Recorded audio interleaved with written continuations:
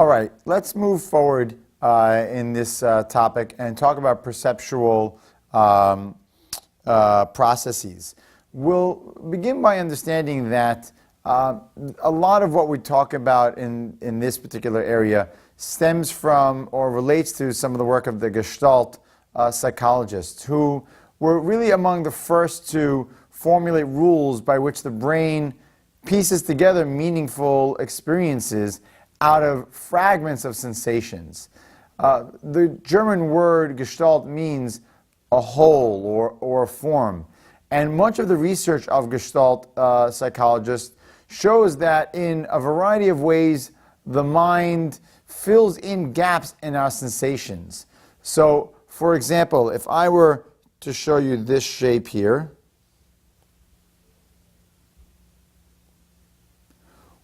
what would you see? Most of you would probably say a triangle. But in reality, that is not a triangle. There are three Pac-Man or three lines that your brain is filling in the gap over here and creating a triangle. But in reality, so that's what your brain is perceiving, but in reality, that was not a triangle. So we're also capable of seeing objects in 3 dimensions, or with our perception, despite the fact that images on our retina are only coming in two-dimensional manners as a sensation. So I'm sensing something in a 2-dimensional way, but yet I perceive things as 3-dimensional.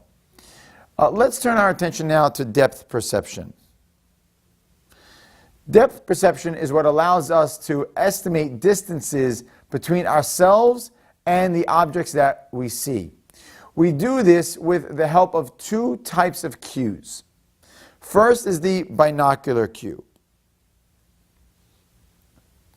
With the binocular cue, we're using both eyes, and because of the spacing between our eyes, each retina receives a slightly different picture of the world. This retina disparity is one of the cues to distance. So if I hold my finger close to my nose over here, and if you try it at home, if you hold your nose here, your finger here, you won't be able to see the entirety of your finger from each eye. Each eye is picking up a different portion of the finger. However, if I move the finger further out, I see the finger as a whole with both eyes. And if I get, in this way, the 2 eyes, instead of one, pick up similar images, and it seems whole to me because the items are out in the distance. Now, when we talk about retinal disparity, also in terms of low retinal disparity, this is a crude indicator that an object is relatively far away. A second binocular cue to distance is convergence. Convergence, or the extent to which the eyes must turn inwards, meaning converge towards the nose, to view an object. The greater the convergence indicates that an object is closer. So the closer my eyes are going to turn and converge towards each other means that the object is closer to me. As I push an object away, the convergence opens up and the object is further away. Now let's turn to monocular cues. Right? So binocular is 2 eyes, mono is a single eye, single cues. So monocular cues to depth perception require only 1 eye, and in particular, linear perspective refers to the fact that parallel lines appear to converge as they are further away. Thus, when we're looking at railroad tracks, so if I'm looking at railroad tracks from here, and keep drawing them, in the distance, the railroad tracks appear to converge. They become more narrow with the greater distance. Now, so in this sense, the greater the distance, the more narrow the convergence will be. Now, let's turn to another concept: motion parallax.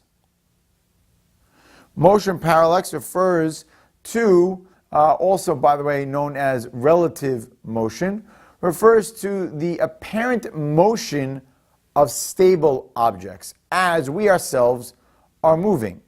So if I'm sitting on a train and I'm in a car and I'm driving, and when I look outside of the window, it appears that the things outside of the window are also moving, even though it's really me that's moving and the objects are stationary. Objects that also would be closer than a tree would appear to be moving backwards, and the nearer they are, the faster they seem to be moving. Objects that are more distant than the fixation point seem to be moving with you, but more slowly as they get further away. When one object is blocked or partially blocked and blocks a second object, we perceive it as closer, right? So just because I have one object here and it blocks something that is in the distance, the object that blocks the other that is blocking appears closer. Okay, this is called interposition, where we're positioning based on the positioning of an object. It affects my depth perception. Texture gradient is also a concept that influences judgments of depth. Objects that are closer tend to appear more distinct, meaning more refined, and thus having you can say a coarse texture, whereas those items that are further away tend to blend together in an indistinct, finer texture. Okay. Now, the notion of there being perceptual cues is based on the fact that these cues are hardwired and mostly hardwired into our brains. But to some extent, our experiences, as we said earlier, do shape our perceptions. This has been demonstrated in various studies of sensory restriction. For example, if kittens are kept from seeing for several months when they're born, they actually are unable to tell the difference between objects of different shapes. So if we deprive them of sensory stimulation for this 7-month period of time, they lack the ability to differentiate shapes. A circle versus a square, for example. Now, without appropriate stimulation, the cells in the kitten's cortexes don't develop the inner connections that are necessary to allow this type of perception. Now, this doesn't happen when the sensory restriction takes place during adulthood. It only really happens during birth, which suggests that there is a critical period during which exposure to appropriate stimuli is required in order for these perceptual skills to develop. Now, another way in which experience shapes perception is through something we call perceptual sets. Now, perceptual sets are predispositions to perceive one thing over another. In line, for example, with gender stereotyping, people often perceive a crying baby to be weak and scared if they believe that it's a girl, but strong and mad if that crying baby is a boy. So the perceptual set is affected by what our expectation is from the stimuli itself. Similarly, you might perceive the sound of water that's hitting the spout in your tub to be the sound of a phone ringing if you're expecting someone to call while you're in the shower. right? So it really all depends on the environment, the set where my perceptions are occurring.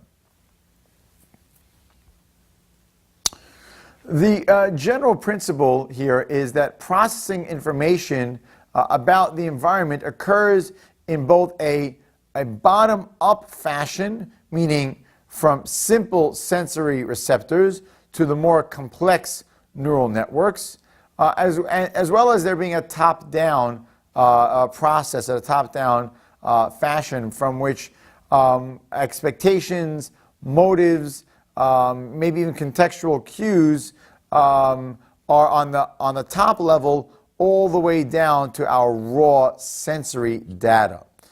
So my expectations begin on the higher up level and they trickle down to the most raw element and the raw aspects of my sensory data. So as I mentioned, this set of modules is dense. They have a lot of details.